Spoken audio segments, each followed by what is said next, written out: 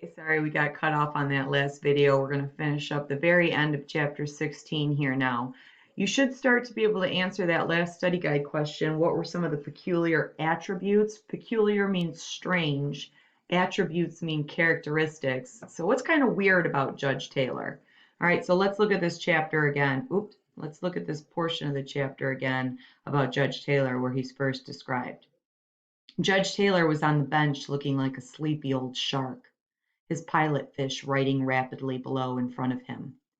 Judge Taylor looked like most judges I had ever seen, amiable, friendly, white-haired, slightly ruddy-faced, kind of rosy cheeks.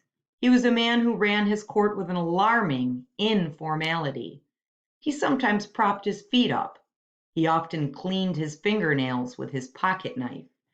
In long equity hearings, especially after dinner, he gave the impression of dozing, an impression dispelled forever when a lawyer once deliberately pushed a pile of books to the floor in a desperate effort to wake him up. Without opening his eyes, Judge Taylor murmured, "Mr. Whitley, do that again and it'll cost you $100." He was a man learned in the law, and although he seemed to take his job casually, in reality, he kept a firm grip on any proceedings that came before him. Only once was Judge Taylor ever seen at a dead standstill in open court, and the Cunninghams stopped him. Old Sarum, their stopping grounds, was populated by two families, separate and apart in the beginning, but unfortunately bearing the same name.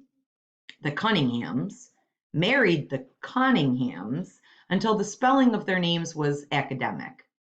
Academic until a Cunningham disputed a Cunningham over land disputes and took to the law. During a controversy of this character, James Cunningham testified that his mother spelled it Cunningham on deeds and other things, but she was really a Cunningham. She was an uncertain speller, a seldom reader, and was given to looking far away sometimes when she sat on the front gallery in the evening. After 9 hours of listening to the eccentricities of Old Sarum's inhabitants, Judge Taylor threw the case out of court. When asked upon what grounds, Judge Taylor said, "Champtus connivance," and declared he hoped to God the litigants were satisfied by having had their public say.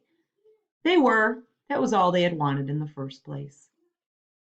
Judge Taylor had one interesting habit. He permitted smoking in his courtroom, but did not himself indulge.